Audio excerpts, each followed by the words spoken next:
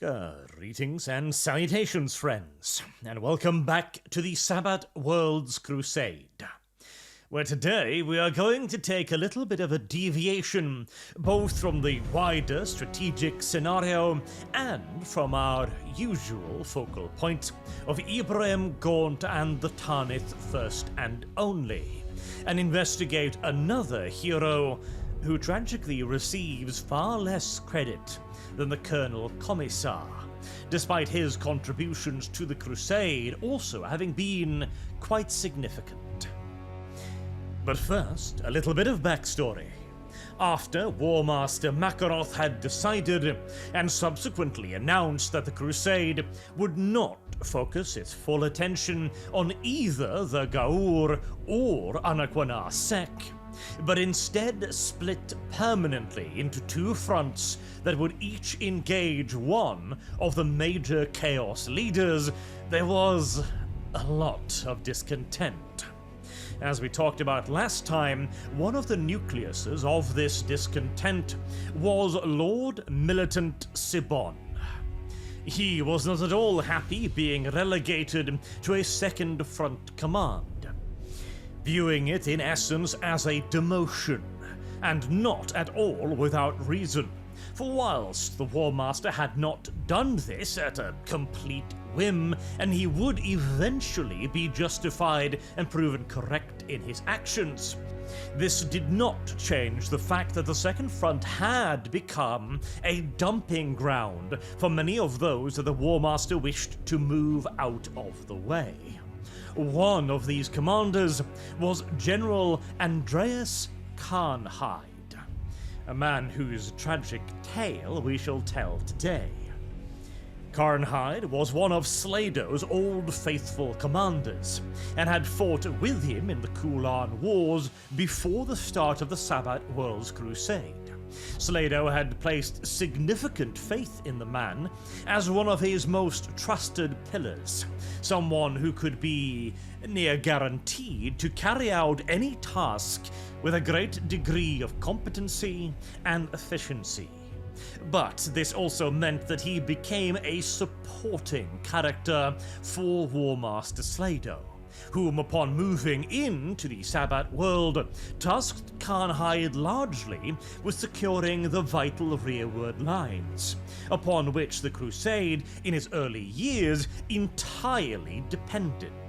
It was not a glorious posting, but it was a pivotal one, as if the Imperial Crusade had suffered a serious setback early on, that would have been the end for any hopes of reconquering the Sabbat worlds for centuries, if indeed not millennia. But this was not a position that allowed Carnhide to stand out. And so, when Makarov rose to the position of War Master, Carnhide was one of many commanders who were relegated to a more junior role, as Makarov brought up his own new young cadre of generals and Lord Militants who were more loyal to him than to Slado's memory. Carnhide, however, did not complain. He continued to carry out his duties faithfully and was, like so many others, assigned to the second front. Although, unlike Sibon, this was not so much a deliberate snub, which there was definitely an element of that in Sibon's assignment to the second front, but rather probably because Makarov had forgotten about Andreas Carnhide. And he was not the only one. Whilst Lord Militant Sibon was an excellent commander in his own rights, he was right now more focused on the apparent snub that he had received from the War Master than upon his tasks at hand. And to be fair, the Second Front command was a chaotic one at the best of times, with various ad hoc formations now having been turned into more or less official ones. And the Lord Militant himself probably did not have a complete understanding of the forces under his command, and he certainly did not have a complete understanding of the capabilities of the commanders under his command, or the targets that he was asking them now to prosecute. One of the worst examples of this, and an almost disaster, was the attack upon the world of Lyubov. Now, Lyubov had been a rather important world in the Sabbat Crusade, home to significant Promethean fuel reserves and a sizable industrial production base. It was one of the worlds that had held out the longest under the arch-enemy's attentions after the fall of Imperial governance in the Sabbat worlds. And even after the planet had largely been brought under Chaos control, several Imperial hives continued to offer resistance for years and years. By the time the Imperial Crusade finally reached the planet, it had been under Chaos occupation for about 2 decades. And during a lot of that time, massive land wars had been raging across its surface, as the arch-enemy sought to pacify the last few resisting hives. This lengthy conflict made the Crusade command staff assume that the world was likely to be lightly defended, as it probably had no real value to the arch-enemy anymore. After all, the planet must have been thoroughly ravaged over the course of many years of occupation and constant combat. Therefore, a relatively hastily organized task force ought to be more than enough to carry out the mopping up duties that would be required on the planet's surface. The possibility that Imperial Command did not take into consideration, however, was that the world itself might just be able to replenish the losses that the arch-enemy had suffered in the taking of the planet. It had both the resources and the industrial capacity to do so, after all, and it might therefore also provide an exceptional staging ground for potential arch-enemy incursions into the rearward Imperial lines. This was something the enemy had unfortunately considered. A high-ranking member of the Blood Pact, an Eto Gaur by the name of Araek, had been dispatched to the world to take charge of its defenses, and to begin rebuilding it as a future base or staging point for further counter-thrusts into the rear of the Imperial Crusade's lines.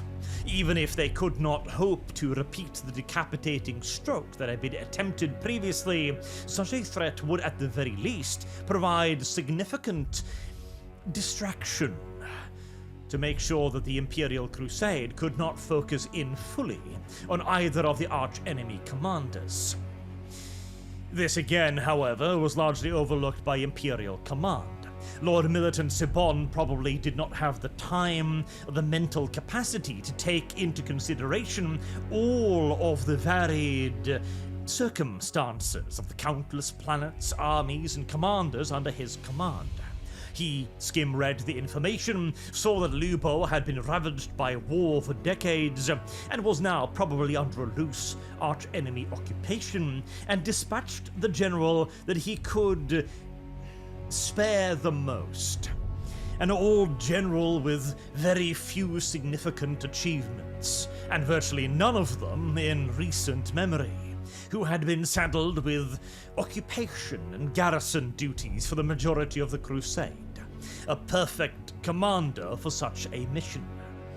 Thus, it could be said that Carnhide was saddled with a second front command within the second front. He would be afforded a sizable invasion force, but it would be of no real cohesion.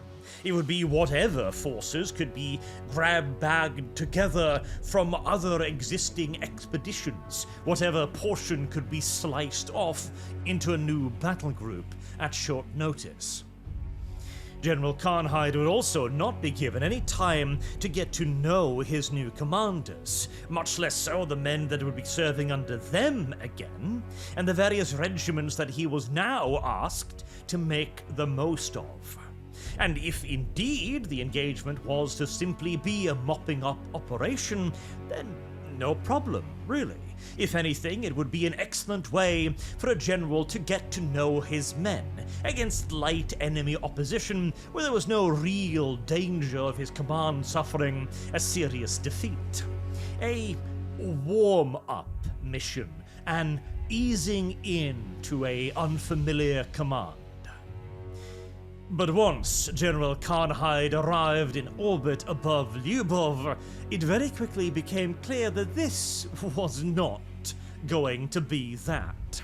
Even early initial orbital scans revealed that the enemy had significantly larger forces than previously anticipated, mostly gathered around a huge area made up of several hives, known as the Transcontinental Nexus. This network of hives was located in and around an enormous extinct volcano on a peninsula. Sitting squat in the center was Lyubov Hive, surrounded by Kazan Hive, Sink Hill, Bork Cliff Hive, Sprad Hive, Zenik, and Zevin hives. The Transcontinental Nexus could only be approached via land from the northern side, as the east, south, and west were all covered by vast expanses of ocean. The obvious first idea, therefore, was to land massed Imperial Guard forces down far to the north of the Transcontinental Nexus, and then launch a large, slow, grinding offensive campaign against it. This, however, was not a particularly enticing proposition due to the enemy being in possession of several vast land carriers. The estimates of the enemy's air force on the planet was ranging from 10 to 40,000 machines. If the Imperial Guard had to slowly crawl its way across the deserts to the north towards the Transcontinental Hive, that was going to be very, very painful. And when they arrived, they would have to fight uphill into the guns of not only entrenched defenders that would be sitting on excellent high ground and who would have a massive advantage in positioning and observation and the ability to wear down the Imperial attackers long before they arrived, but also a defender in possession of several Titans too. That had most assuredly so not been in General Carnhide's briefing. He had some god machines of his own, but they were expected to be the super heavy, undefeatable siege pieces, the ace in the hole to guarantee a nice and safe and easy victory. Now they were going to have to be tasked with hunting their own kind, simply just to make the conquest plausible. But, fortunately, there were no Verhedwak, arch-enemy naval forces in the system. So, surely then, the Imperial Navy could just move on in over the Transcontinental Nexus and bomb it into oblivion, taking their time to reduce the hives if necessary, and first and foremost hunt down the land carriers, making it impossible for the arch-enemy to launch major aerial resistance to a potential invasion. That at least would have been the plan had it not also been revealed that the Transcontinental Nexus had been reinforced with several massive anti-orbital weapons batteries, missile silos and laser guns, all quite capable of engaging the Imperial Navy forces under Carnhide's command. His admirals assured him that they probably could overcome the defenses, but they would take casualties in doing so, which would in turn, of course, significantly weaken their ability to provide orbital bombardment support. Worst case scenario, the Imperial Navy could in essence wear itself out on the enemy's orbital defenses and then be unable to hunt for the massive land carriers that would so vex the Imperial invader in any land war. The Navy, therefore, would prefer it if the Imperial Guard would lead the assault here, They had plenty of transport, and attacks would be launched against the outer hives first, as any attempt to land directly into Lyubov hive while surrounded by all the lesser hives would be, well, suicidal, even by Imperial Guard standards. Thus, 19 different landing zones were first considered, but rejected one by one. As in every simulation the Guard ran, if they began to land troops against mass enemy aerial resistance, they'd be lucky to get half of their force down to the planet itself, after which the Imperial Guardsmen would be expected to attack uphill into enormous, heavily defended enemy positions whilst under attack from Titans, bombers, dive bombers, and fire from artillery located from surrounding hives. If enough of the landing force could actually get down intact and seize one of the primary outer hive objectives, they would be so weakened by the effort that any major arch-enemy counterattack would be virtually guaranteed to sweep them from the face of the planet's surface. Especially as Chaos Space Marine elements were also identified by ever-increasingly vigorous aerial reconnaissance of Lyubov. This left General Carnhide in a bit of a pickle. The Imperial Guard did not wish to effect a landing in order to assault the anti-orbital batteries because they figured they'd just get murdered en masse if they tried. Which was a very fair objection, and without a solution to the enemy's land carriers, there was no easy way to prevent this wholesale slaughter. Simultaneously, the Imperial Navy didn't want to go hunting for the land-based carriers because, well, if they did, they'd have to expose themselves to massed anti-orbital battery fire, and they would probably get slaughtered in turn. There didn't seem to be any good way to please both sides here, and this is where Carnhide's brilliance began to manifest.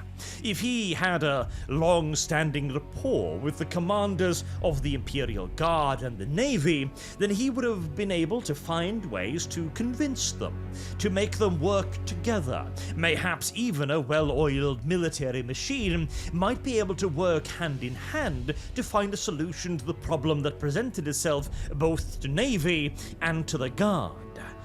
But these were not old comrades. These were strangers, and the rivalry between the Guard and the Navy was overriding any sense of communal goal that they might have had here. So instead, Carnhide would play on that very rivalry. He'd gone to the Imperial Guard and said, "The Navy needs you to do this." The Guard shook its head and said it was impossible. The enemy was simply too strong in the air for such an operation.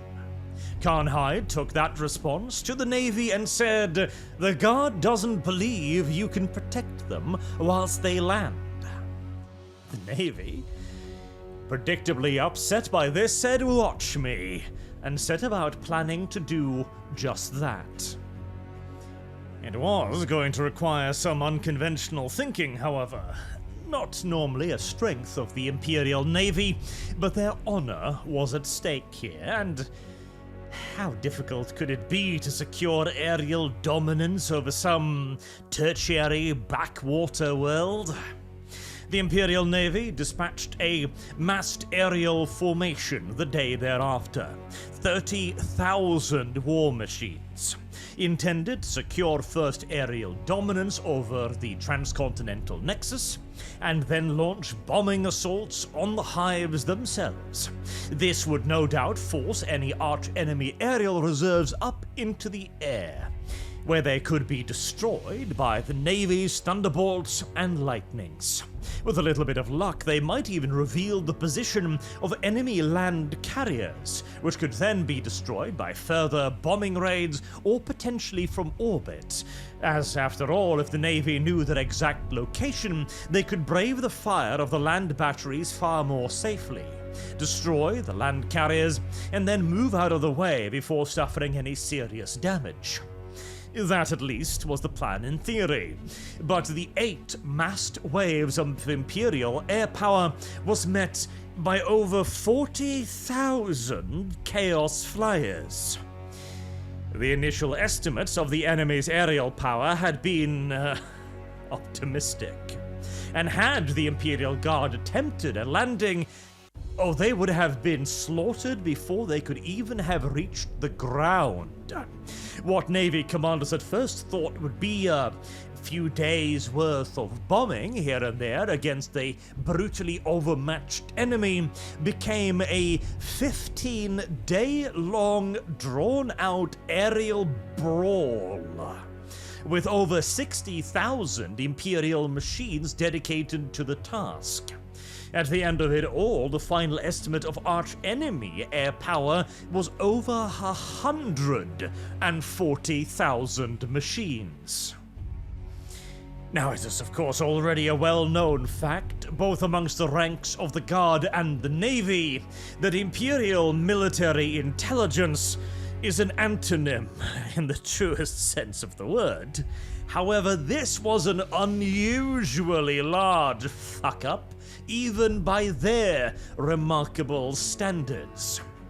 Fortunately, the Imperial Navy came out ahead yet again, the quality of its pilots proving decisive.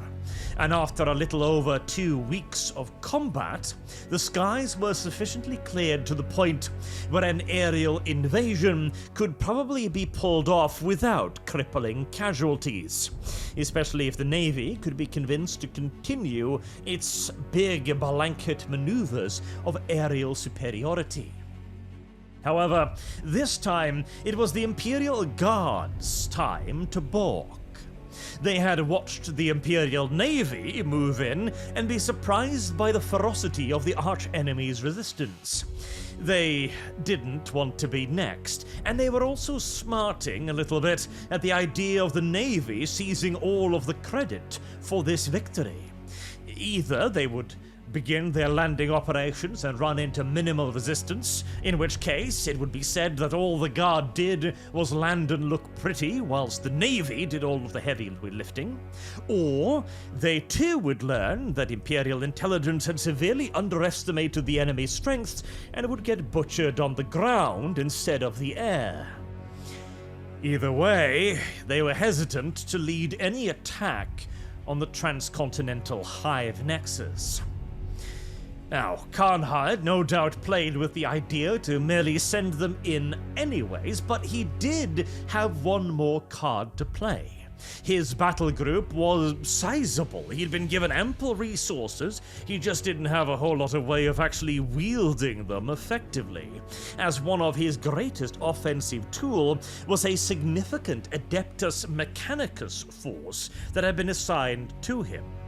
In total, it possessed over 130 Titan war machines, the overwhelming majority of which were warhounds, so-called scout titans, but even a single scout titan is the equivalent of several tank platoons.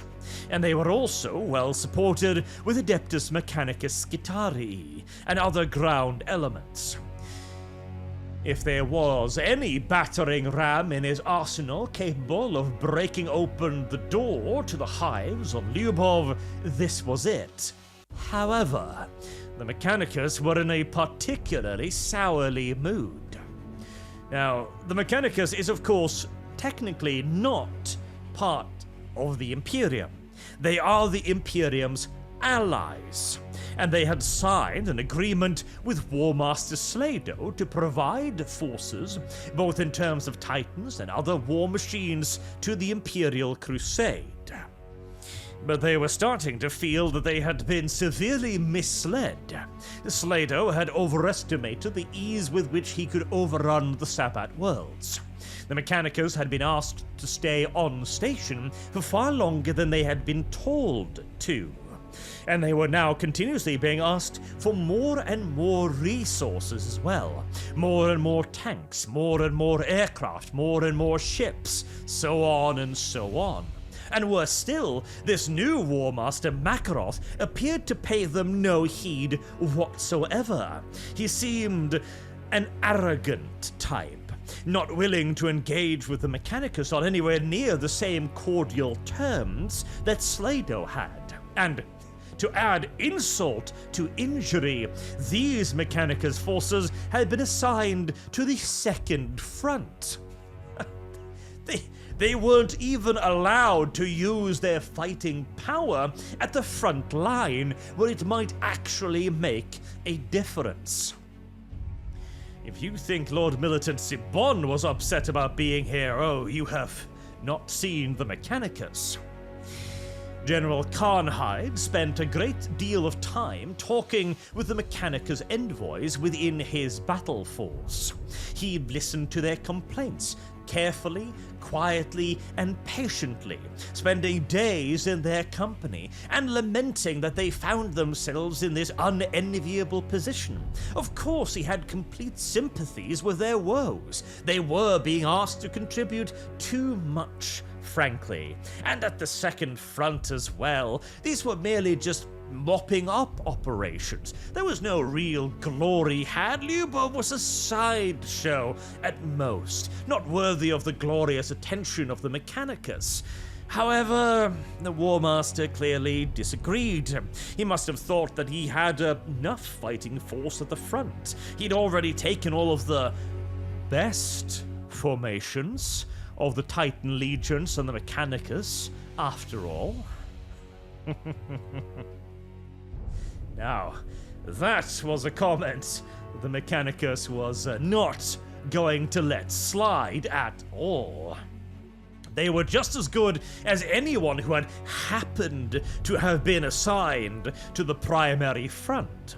And again, Carnhide, of course, vociferously agreed. Of course they were. This must have been some silly mistake on the War Master's behalf. After all, he had demonstrated lacking judgment now for quite some time, and perhaps if the Mechanicus task force could present a show of force, a adequate demonstration of their martial might and their eagerness to get to grip with the enemy, then that might convince the War Master that they were required at the primary front, rather than to be left to languish here at the secondary front. And certainly, of course, Carnhide would send a voluminous report to the War Master directly, detailing the achievements of the Mechanicus. And that was all he needed to say. The next day, the Adeptus Mechanicus would launch the invasion effort on Lyubov, dedicating their Titan war machines and Skitari to several landings, which would then be followed up by guard forces. These landings would be launched against the southern parts of the transcontinental Hive nexus, against Zinc Hill, the Saradi Hive, and against the Bay area. These were the ones to be most likely to be heavily covered by enemy defenses. If they could be broken open, then the primary hive, Lyubov Hive, could be attacked both from the north and south simultaneously, ensuring that the Imperial Guard would not have to march up one singular isolated approach to be picked apart by the enemy defenders. But first, of course, the south needed to be seized. Initial reports from the Mechanicus forces were very favorable. The enemy's god machines were severely outnumbered, and this attack upon the southern reaches of the transcontinental nexus had clearly taken the enemy by surprise. They had probably expected the enemy commander to be far more conservative in his approach, rather than dumping down 100 Titan war machines on the southern reaches of the peninsula, from which they could not have been extricated. But the Mechanicus were eager to prove themselves fierce and aggressive, and so had done so with great aplomb and personal courage. The war machines set about destroying most of the massed fortifications around the southern hives, such as Spread Hive, Bulk Cliff, Zinc Hill, and Kazan Hive. all of which had been fortified extensively, both via trench networks, recently elevated walls, and gun emplacements mounted upon said walls. The next day, the main strength of the force would arrive, with 2.6 million guardsmen being deployed to the south to take over Sprad and Blackcliff Hives, with a fourth wave moving in against Carnhide and Zinc Hill. These were expected to be secondary and tertiary objectives, but they proved to be something quite different. Whilst the southern assault met with relatively quick success, supported as it was by the main strength of the Titans, Carnhide, which was expected to have been a major center of enemy resistance, fell swiftly. Plans had been to perhaps besiege it for weeks, if not months, before making a move on Lyubov Hive itself. But apparently the archenemy had seen no real reason to heavily invest it with defenders, and so the second largest hive on the planet fell easily, only opposed largely by local militia forces and chaos cultists. Zinc Hill, however, was the exact opposite. It was a small, tertiary manufacturing hub, expected to fall far more easily than any other objective. It had no real value anymore now that the archenemy was under siege. They could perhaps replenish a few war machines, but that was not really particularly important at this point in time. But the enemy fought for Zinc Hill far more ferociously than any of the other early objectives. Zinc Hill itself also proved to be far more heavily defended, both with recently raised high walls, massed trench networks, and brand new defensive machinery, including strange anti-gravitic artillery and weapons that fired streams of monofilament blades that would slice open infantry and light vehicles with ease. Fortunately, the relatively small geographical area that Zinc Hill made up could be covered by huge batteries of Imperial artillery brought down to shatter, well, what they thought would be the defenses of Carnhide. Instead, now they were utilized to pummel Zinc Hill into the dust, until every inch of the defensive walls had been cratered and blown open, several massive breaches rent in the curtain walls through which the guard could then pour. Even then, they met stiff resistance, partially by blood-packed forces, but mainly by huge numbers of zealous militia. It turned out later on, after the conquest of the city and its subsequent burning to the ground, that Zinc Hill had become a primary ritual site on Lyubov's surface, a center of enormous religious significance to the Chaos invaders. That's why they had fought so hard for it. Additionally, the Chaos Forces commander on Lyubov Hive, Arek Etogaur, had been located in Zinc Hill when the Imperial assault was launched. He did, however, manage to escape, and it is possible that at least a portion of the zealous defense could be attributed to a rearguard action to ensure that the Etogaur could make it to the central Lyubov Hive, from which he could make a proper last stand.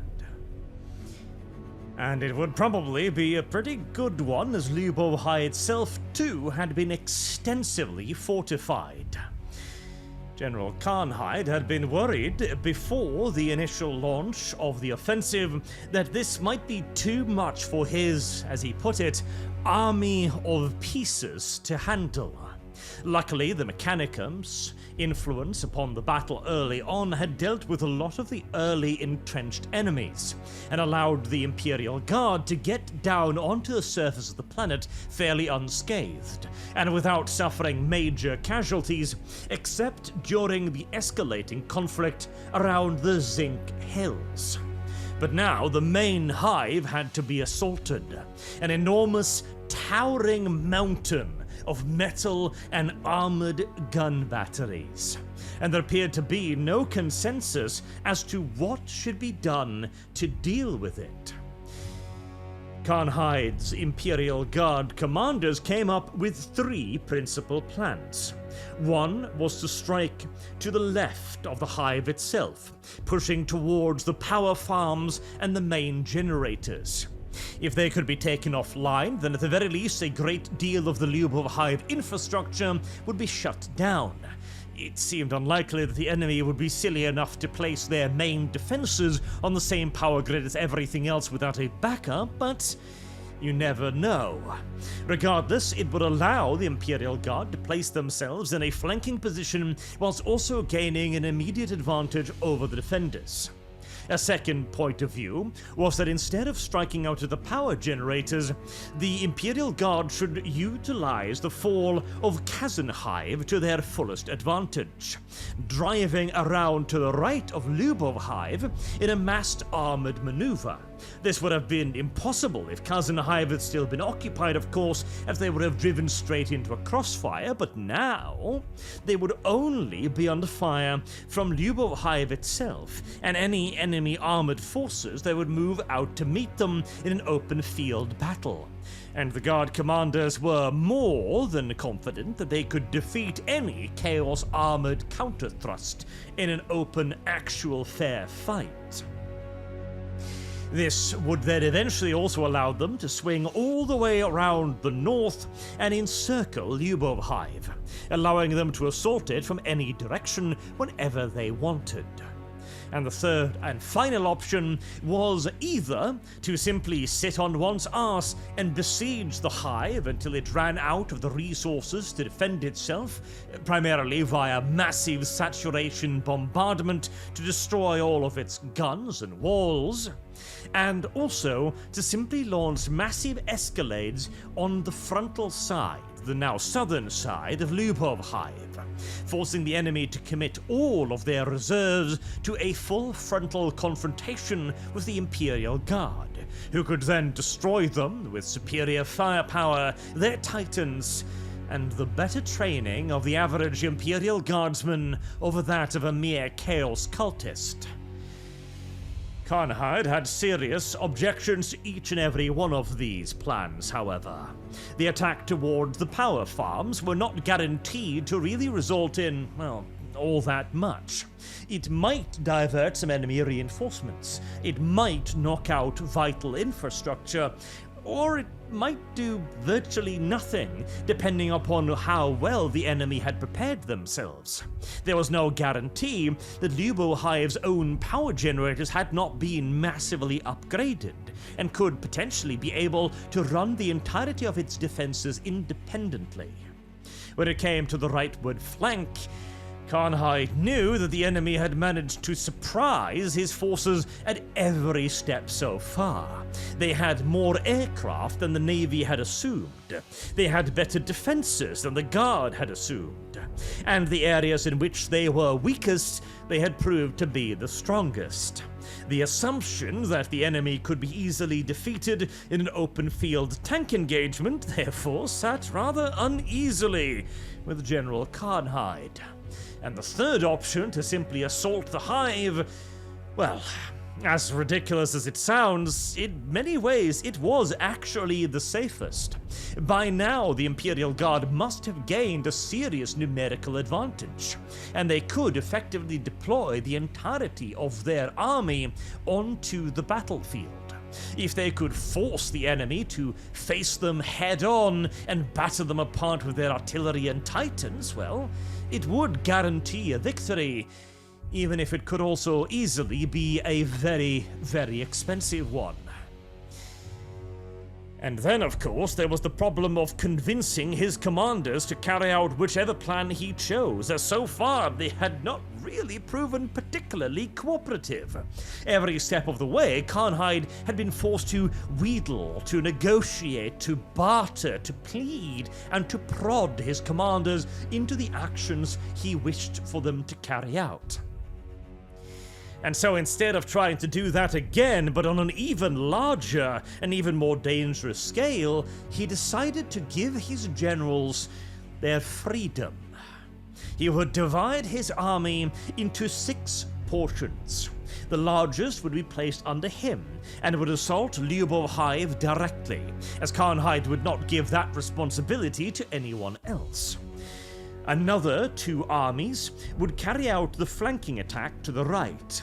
Another army would strike out against the power generators, and 2 further army forces would be maintained in reserve, where they could be dispatched either to reinforce the main thrust against the Hive, or either of the 2 flanking operations. This decision in particular would be harshly criticized after the fighting was over on Lyubov, as the interpretation was, both by General Carnhide's commanders and by General Carnhide's own leaders, that he was non-committed, that he didn't have an overarching plan, that he didn't know what he was doing, and so he simply just approved every plan that was placed in front of him. That he was nothing more than a general in name only. In reality, this was a decision that Carnhide had arrived at only after lengthy consideration. He had been quite distraught at the nature of his army, which, albeit large, was not fully functional. It wasn't pieced together. He didn't understand the strengths or the weaknesses of the regiments under his command, and the regiments themselves had no idea how to operate effectively alongside the other regiments. He had been handed an army of pieces and expected to make a whole, he would later write.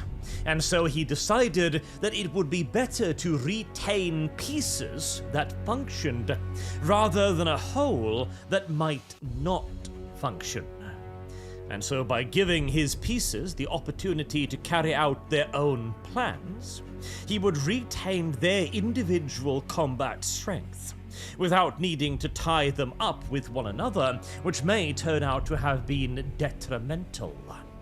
Plus, it was Carnhide's own philosophy of command that an officer always worked the hardest for a plan of his own choosing, wishing to prove his own intuition and his own abilities correct. Thus, the armies set off to launch their own attacks with the support of the Adeptus Mechanicus and further Imperial Navy bombing attacks, as Carnhide had visited both the priesthood of Mars and the admirals of the Imperial Navy, telling them that now the war was all but over. Only the final push remained, and he would so hate to see them left out of the honor rolls. After everything they had done, deciding the war almost single-handedly, he told each one of them in turn, it would be a true shame if they weren't in at the finish to share in the glory and seize their portion of it. Both Navy and Mechanicus fell hook, line, and sinker for that, and fully committed themselves to supporting the Imperial Guard's operations. The leftward strike towards the power farms would receive the lion's share of the Imperial Navy's attention, as they, along with Imperial engineer forces, set about cutting the supply lines to Lyubov Hive, and also destroying the power farms themselves, which seemed like a bit of overkill. If we were already severing the connections to the Hive, was it truly necessary to burn the power farms to the ground as well? This also proved to be one of the least opposed offensives because it also achieved the least. There is some argument to be made on behalf of Carnhide's detractors. He had put in place 3 plans that assumed significantly different things. For example, the strike towards the power generators. The main hive proved to have ample power to continue to run most, if not indeed all, of its defenses. No doubt civilian infrastructure like water and power distribution would have suffered, but the vital defenses of the hive were not weakened noticeably so by this strike against its power supplies. If, however, the decision had been made to conduct a lengthy siege of Lyubov Hive, then obviously severing its ability to replenish its power reserves would have been vital. But as it stood, this attack was not opposed because the archenemy saw no particular reason to do so. This was a relatively small force dispatched to carry out this objective, granted, and it would later turn towards Lyubov Hive itself to launch its own attacks against the primary defenses. The attack that was opposed the most ferociously was the rightwards move, where the majority of the Imperial Guard's armor reserves and its titans were concentrated. This was a dangerous maneuver, because if this large armored force was allowed to sweep around the right side of the hive, then the defenders would have very little maneuvering room of their own. With Kazan Hive on their flanks, and now Imperial forces cutting off their supply lines in Zenik Hive to their left, the defenders were getting surrounded.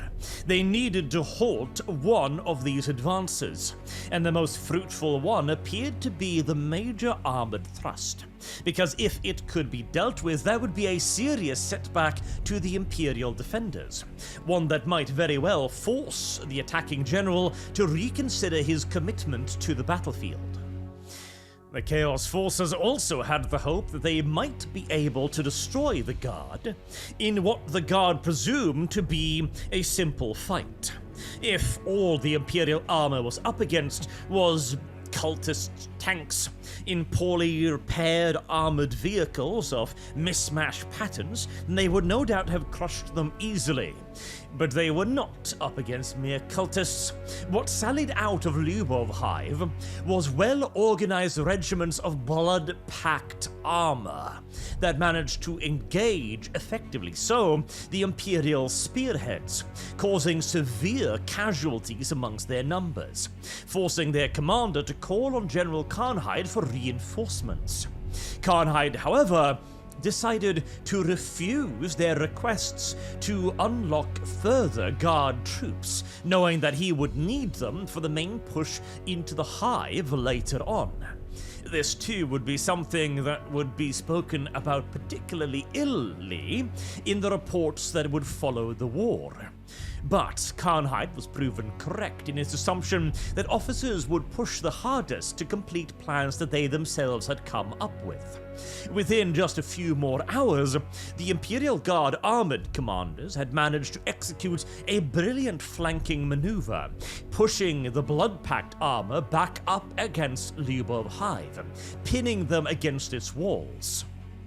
Furthermore, the Imperial armored elements demonstrated excellent coordination with their accompanying infantry. Tank hunter teams were brought up alongside the advancing armored vehicles, working in close-knit coordination with mobile artillery and other larger armored tank hunters. This coordination was something that the Blood Pact had not quite yet managed to replicate.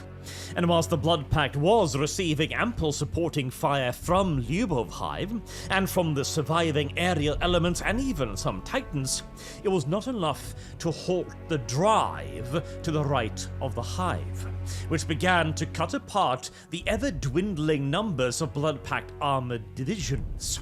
And as they began to shatter, they were picked apart piece by piece by piece. If Carnhide had acquiesced to the requests for reinforcements, he would have been forced to delay his own attack upon Lyubov Hive by several days, or risk leaving himself without vital reinforcements for the second wave of the offensive. They would have arrived too late to actually influence the battle at all anyways, as it was won within a couple of hours of the request for reinforcements. Carnhide's judgment had proven to be absolutely spot on when he decided to trust that the Imperial armored commanders knew what they were doing. The armor would push further northwards and begin to encircle Lyubov Hive, as the next day General Carnhide began the main frontal assault, with his largest army beginning to carefully pick its way up towards the main approaches, storming trenches, clearing minefields, and blowing open bunkers one strong point at a time. It was slow, painful, and bloody going, but it was effective. With the enemy's armored reserves having been drawn away against what seemed to be a larger threat, there were very little in the way of counter-attack forces left within Lyubov Hive. The Chaos Etogard attempted to deploy his own shock troops in the form of Chaos Space Marines to repel the frontal assault. But since none of the reserves had been deployed, there were more than enough Imperial Guard forces to fill any hole the Chaos Space Marines managed to blast open. An unrelenting tide of guardsmen, artillery, and supporting armor rolled over the outer defenses and began battering down the main curtain walls themselves, gaining entry into the city after days of heavy fighting. Almost a full week elapsed before the first major offensive was called to a halt, now a fair distance into Lyubov Hive.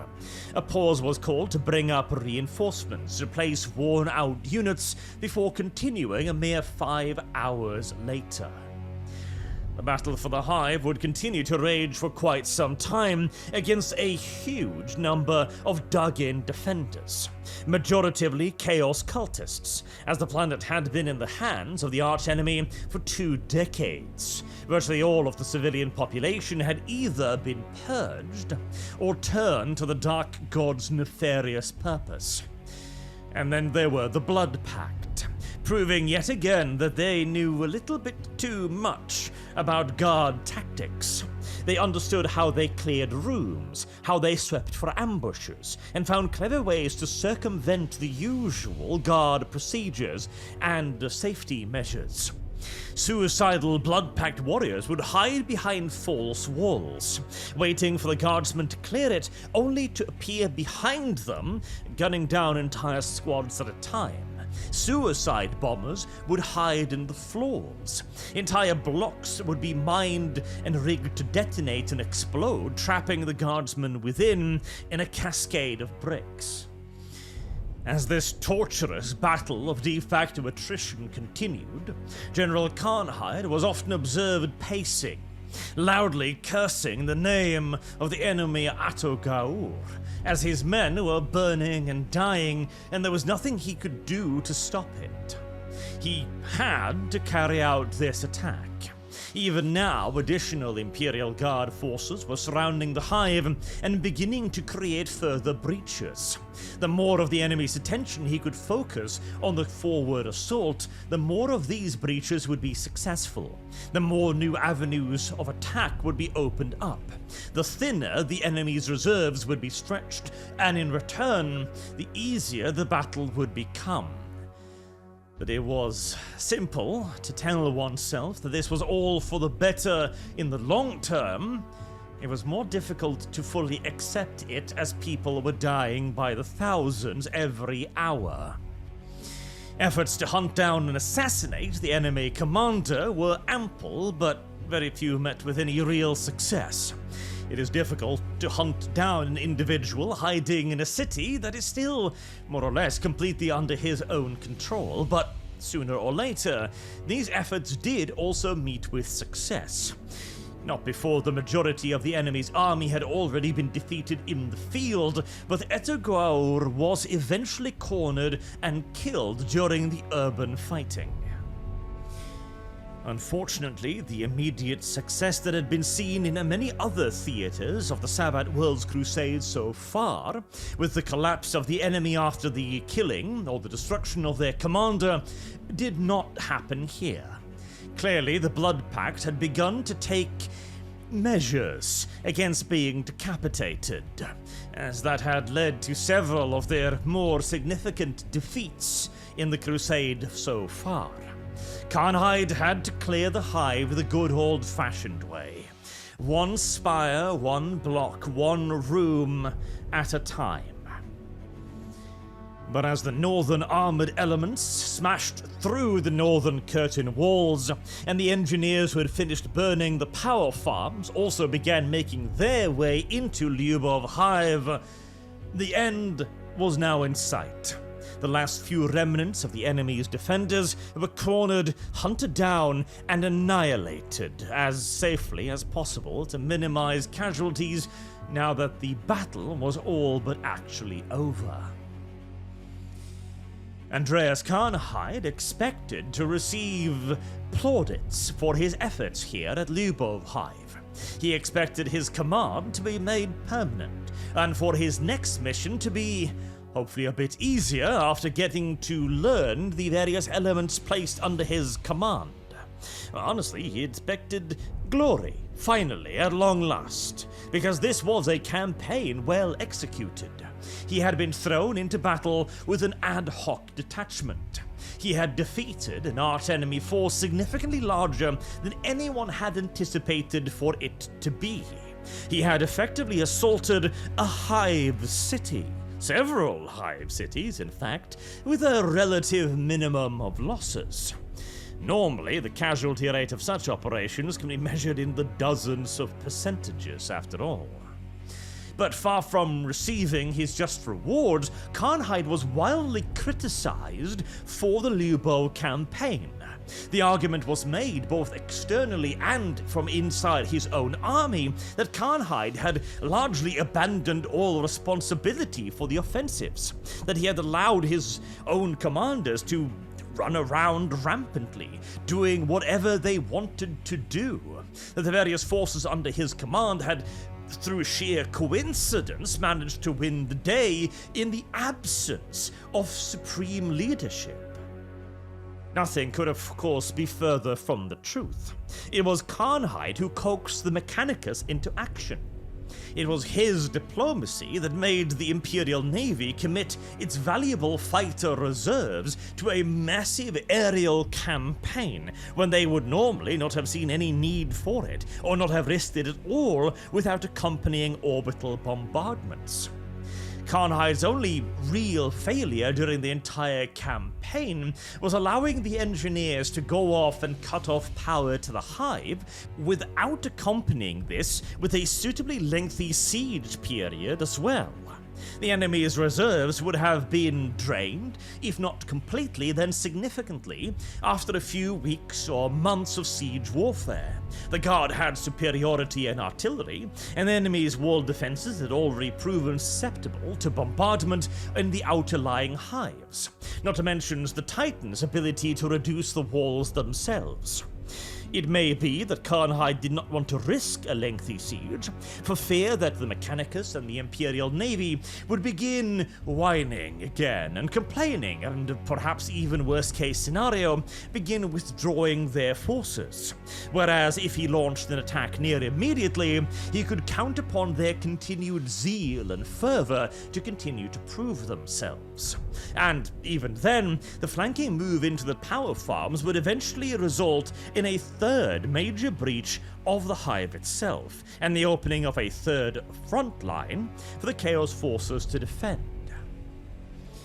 These arguments and many more were made by General Carnhide in his own official report of the engagement and later writings, but his defense was paid no mind by a furious and frankly unreasonable Lord Militant Sabbat, who, well, was largely lashing out in frustration at the actions of the War Master. He was looking for somebody to blame, somebody to kick that couldn't kick back like the War Master did, and unfortunately for Carnhide, he was the closest puppy. General Andreas Carnhide would resign some months thereafter, seeing that his defense of his actions did not meet with any large-scale approval. He figured that it would be better to let go of his commission easily, rather than be relegated to another decade of ignominious garrison duty, never to be trusted again with a proper command. Worse still, the shame of his supposedly poorly executed action would follow him into retirement, and the general would end up killing himself with his service piece 18 months after retiring from active duty command. It was a tragedy that the commander's brilliance was not more recognized at the time, as he would have been a valuable asset to the Sabbat World Crusade.